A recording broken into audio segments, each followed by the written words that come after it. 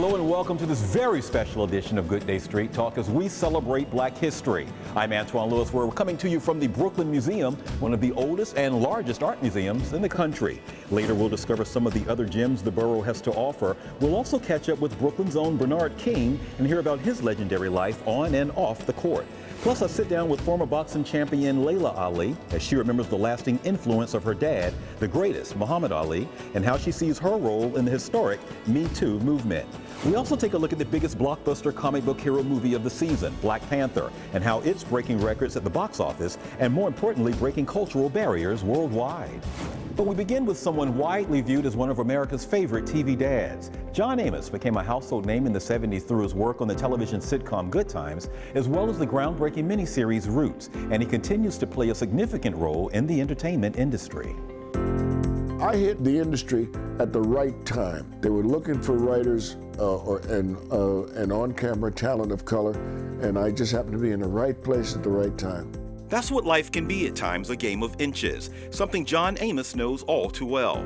After his attempt at a pro football career fell short, the East Orange, New Jersey native threw his passion into his other calling, show business, landing a writing job on the local Loman & Barkley TV show and later on the Leslie Uggams show in 1969.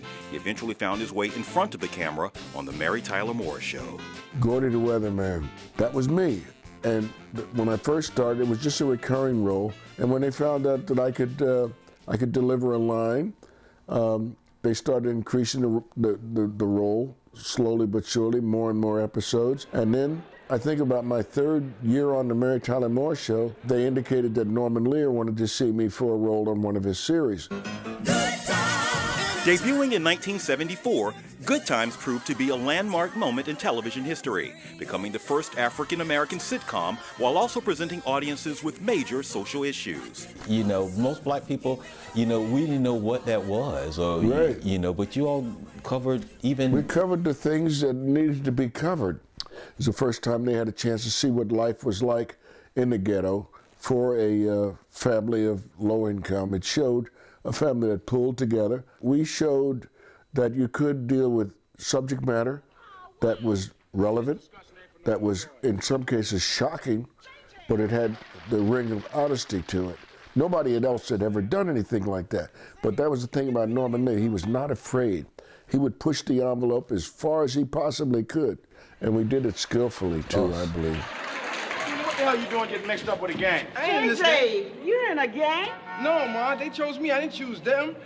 I told y'all not to turn him loose. And I told you to get on, old man. I'm Mad Dog, dig it? Head of Satan's Knights War Council. Mad Dog, you don't get your hand off my wife's face, I'm gonna slap a muzzle on you. Good Times was an instant smash, but soon the series would slowly focus its attention on the comedy of the show's breakout character JJ, played by Jimmy Walker. Believing it was becoming a showcase for stereotype, some were dissatisfied with this creative direction, including Amos. I had a certain way of expressing myself based somewhat on my football background and just the fact that I was given to, let's take it outside then, if we had an argument, rather than being diplomatic enough to say to the writers, perhaps we should go another way. So Norman decided to be best for my health and everybody else's health if I was no longer with the show. In a move that stunned audiences across America, the character of James Evans was killed off the show. Amos and Norman Lear would continue to work together on other television projects in later years, but it was John's role in a miniseries in 1977 that became a turning point not only for his career, but for the entire industry. It was obviously one of the best written scripts that television had ever seen, that miniseries. My roots were in Alabama, and we were not that far removed from slavery. And when I thought about all my relatives that had been sold, beaten, and all the things that went with slavery, it hit hard. So it stayed with me for a long time, and it was a pretty emotional moment in my life. John Amos now harkens back to his years growing up in New Jersey and to a passion that to this day remains close to his heart. When I was a kid, if you look at my high school yearbook, you'll see a picture of me, of course, and it indicated what my aspirations were after I graduated or what I'd hoped for in the future. And it says, New York School for Cartoonists and Illustrators. That's what I wanted to do. To me, that would be the dream job. That dream is now coming true. He is the creator and executive producer of the animated YouTube series Nubbin and Friends, as well as the author of the children's book, A World Without Color. Now, after all these years of Broadway and movies and TV, radio, and the whole 9 yards, I'm back to what I want to do, children's books and cartoons. I tell you, man, life is it's a very strange ride. So far, it's been an extremely gratifying ride, but it's been a strange trip. Yeah. Next, Muhammad Ali, a symbol of civil rights. How Layla Ali is remembering her late father and why she's proud to be a part of a new kind of movement when we return.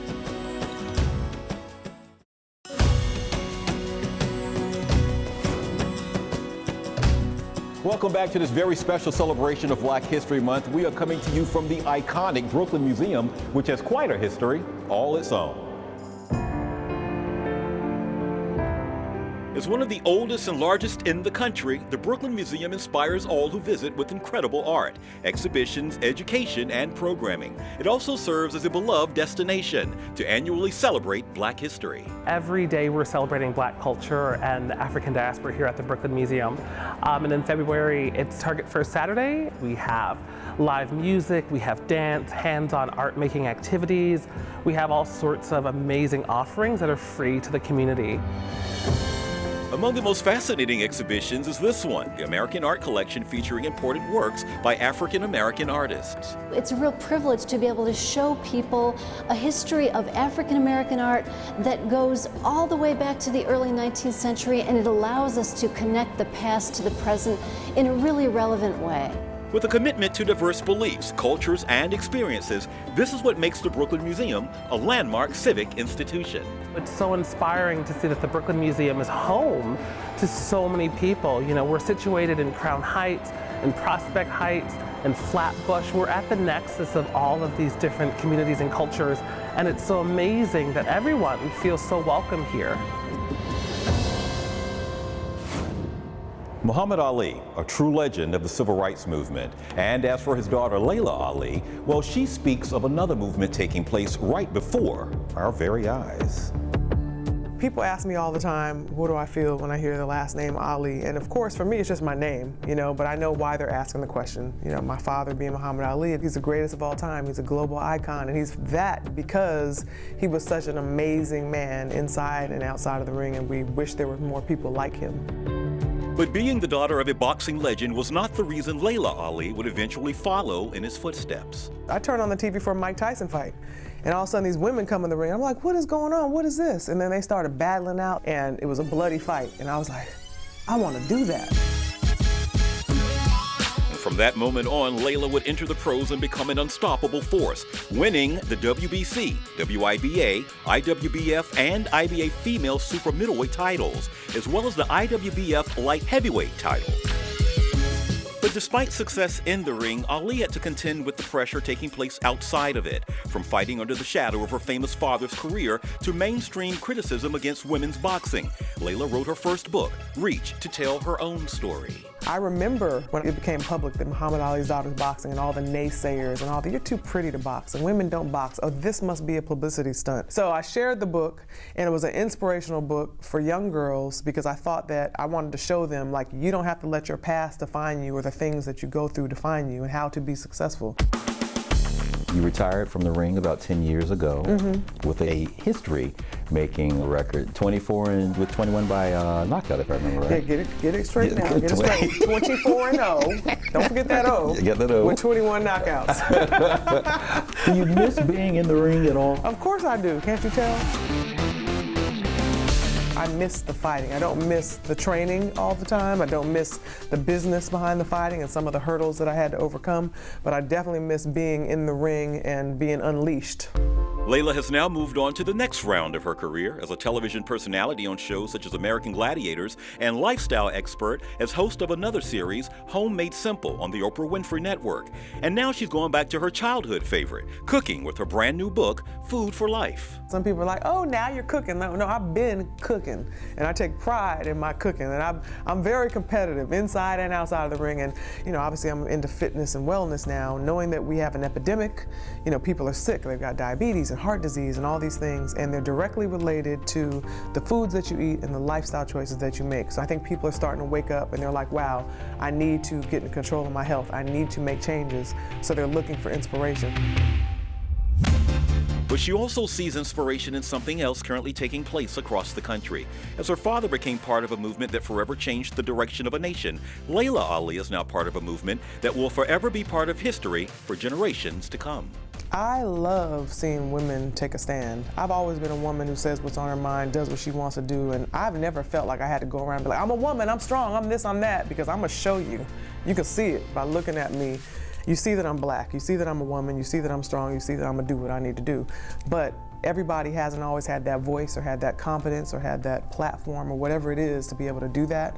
So I'm happy that we are coming together as women, and I see the time is changing right before my eyes. There's so many movements right now, you know, but it's one that's needed. So I'm down for the fight. Yeah, whenever there's a fight, they call me. I wonder why. It's the biggest movie of the season, Marvel's Black Panther, but it's also proving to be a cultural watershed moment in history. More when we return.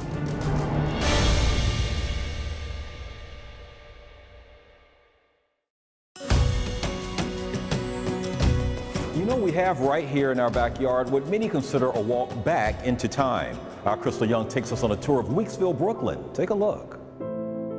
Weeksville was one of the first free black communities in the country. It is one of the few remaining historical sites that has preserved the culture of pre-Civil War African Americans. The Weeksville Heritage Center is an institution that introduces us to an era gone by. Weeksville was started in 1838, 11 years after slavery ended. It was started by a man named James Weeks and a group of other African-American landowners. And the idea was to create a space that was safe, that was self-sufficient, where black people could just be. By the 1870s, about 520 people lived in Weeksville. There were the educated folks, and there were people who were farmers and bricklayers and blacksmiths and, working people. As you can imagine, the women of Weeksville were very important. There was Sarah Garnett, who was the first black female principal in New York City Public Schools, right here in Weeksville. There was Susan McKinney Stewart, who was the first black doctor in New York State. 3 original Weeksville homes that sat on Hunter Fly Road are still standing, and they're now New York City landmarks. So this, where you are now, is our 1860s to 1870 house that is interpreted to look like it did back then. 3.5 rooms, but almost everything would have occurred in this one because it had the home's only heat source. So people would have entertained, they would have taken their meals, they would have bathed in here. Check out this old iron, this washboard, and these double saws used for cutting wood. The second home was built in 1900. You see they have some gas lighting, so things have moved up a little bit. There's a small stove and pantry and even a second floor, but it was what I found in one of the bedrooms that made me smile. That is a sweet little shoe. I feel like I can see the history and the woman that would have worn this, And it would not have been me because my foot is about twice this size. I'm Crystal Young, Fox 5 News. The movie Black Panther is proving to be history in the making. But aside from breaking records at the box office, it's also breaking cultural barriers around the globe. There are a few times when history is made right before our very eyes. That's exactly what's taking place on movie screens worldwide as Marvel's Black Panther arrives, the first major blockbuster with a black cast and a black comic book hero as the star. Black Panther was one of the few Marvel characters that I could really identify with, as a kid growing up, and really kind of fell in love with this fantasy world where black people were so strong and powerful. We have here a Marvel universe that is unapologetically black. And to see us occupy an African country with kings and queens and warriors, and it's so inspiring. Black Panther is proving to be a watershed moment, breaking racial barriers while at the same time offering a representation unlike anything ever seen before. To see African characters put on an epic platform is something that you yearn for, because you're kind of in this other category and you don't get to see people who look like you kind of get the type of grand treatment in the story that you see other people get. I think if we did our job right as filmmakers with this movie, anybody will watch Black Panther, see the Wakandans and see these people, but still see themselves, see their family in the film, you know, and I hope that connects with folks that way. We've always looked to our superheroes on the screen as a symbol of our inner strength, our voice to tell us what's right and what's wrong. In the case of Black Panther, the meaning behind the movie has taken on a life of its own, resonating around the globe and showing us that heroes do truly still exist.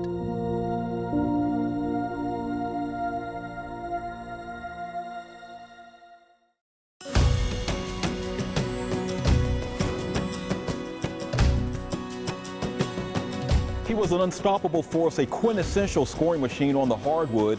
NBA Hall of Famer Bernard King is a true New York City legend, a storied career of drive and determination, and it all began right here in Brooklyn.